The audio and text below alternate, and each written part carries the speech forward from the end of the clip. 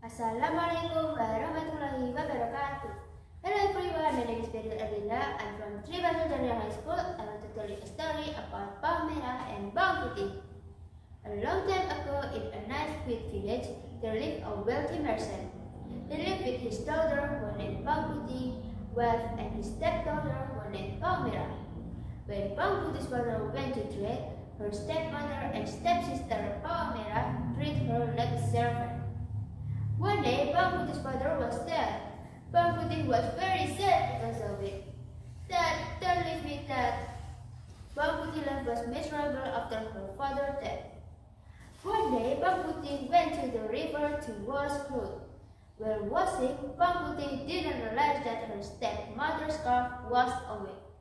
Oh no, what should I do? Mother will scold me. Then Bawang Putih decided to look for her stepmother's scarf. Bawang Putih received information that an old grandmother found her stepmother's scarf. Bawang Putih immediately headed to the old grandmother's house. Bawang Putih asked the old grandmother, and the old grandmother said she will keep the scarf, but Bawang Putih must help her first. Bawang Putih agreed. Finally, it was time for Bawang Putih to leave for home. Then, the old grandmother gave the scarf to Bawang Putih. Bawang Putih, this is the scarf you are looking for. Oh, I also want to give you a gift. This pumpkin is for you because you helped me. Choose which one you like. On the table, there is a small and large pumpkin. Bawang Putih chose the small one. Then the old grandmother said if Bawang Putih can open the pumpkin until she gets home. Arriving at home, Bawang Putih was called by her stepmother and Bawang Merah. Then they saw the pumpkin was brought by Bawang Putih. Cut the pumpkin and cook it. We're already hungry because of you. Then Bawang Putih took a knife and spilled it. What a surprise! Inside the pumpkin, there were jello rice. Huh? Where did you get the pumpkin? Bawang Putih told everything to them. Oh, Bawang Putih, you should choose the large one. It will be more jello rice.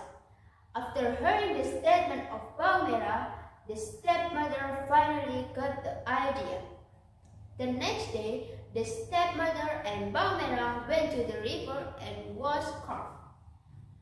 But the scarf was away. They separately followed the scarf as it was washed away. Sure enough, the scarf was picked up by an old grandmother. The stepmother and Bawang Merah followed to the old grandmother's house. Arriving at the old grandmother's house, Bawang Merah and her mother pretended to be sad. Oh, dear grandmother, did you find my mother's scarf? Oh yes, I found it.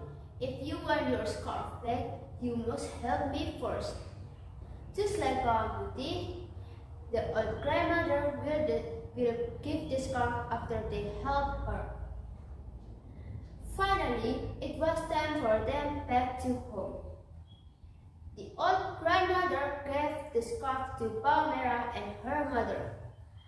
On the table, there were 2 pumpkins, one large and one small. And of course, the stepmother and Bawang Merah chose the large one. Then the old grandmother said, remember, you can't open the pumpkin before you get home. But Bawang Merah and her mother do not obey the advice of the old grandmother. On the way, the stepmother spilled the pumpkin. However, they were surprised because inside of the pumpkin there were venomous animals. They were both get bit by a snake. Because they are still in the middle of the forest, no one can help them. The stepmother and Bawang Merah died of the snake bite. Meanwhile, Bawang Putih lived happily after ever. Thank you, that's all from me. Wassalamualaikum warahmatullahi wabarakatuh.